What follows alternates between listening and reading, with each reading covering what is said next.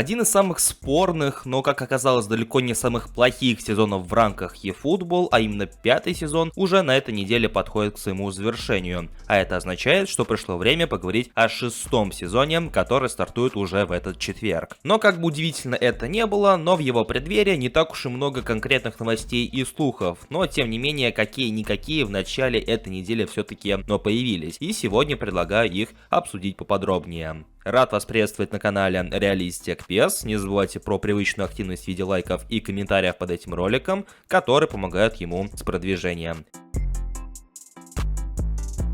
Если у вас есть сомнения, когда же стартует новый 6-й сезон в рамках eFootball, то в лишний раз можете посмотреть на разного рода ивенты, паки, срок которых подходит к своему завершению уже на этой неделе, и опять же непосредственно в четверг. Как сообщает Ренан Гальвани в своем твиттер-аккаунте, 6-й сезон скорее всего будет посвящен старту бразильского чемпионата, который вроде как стартует также в середине апреля. А это означает, что в течение месяца, может быть и 1,5 месяцев в рамках eFootball нам скорее всего придется играть каждую неделю те же самые бразильские ивенты. На поинты добавления позиций, на 50 золотых монеточек, ну и так далее. Поскольку нынешний 5-й сезон так или иначе был посвящен европейскому футболу, ну по крайней мере в своем оформлении так точно. 4-й сезон также был посвящен бразильцам, но скорее национальной сборной. И уже в рамках 6-го сезона мы вновь возвращаемся в Бразилию, только на этот раз к клубным командам. Все в том же твите Гальвани докладывает, что в рамках этого сезона должны обновить графику для той же Бразилии, а именно мяч, трофейный кубок в режиме «Моя лига», ну и так далее. Помимо этого должны добавить новые бутсы для футболистов и обновление некоторых фейсов. Скорее всего, фейсы получат то тут, то там, но учитывая опять же тематику 6-го сезона, основной упор именно на бразильскую лигу, скорее всего большинство фейсов придется именно что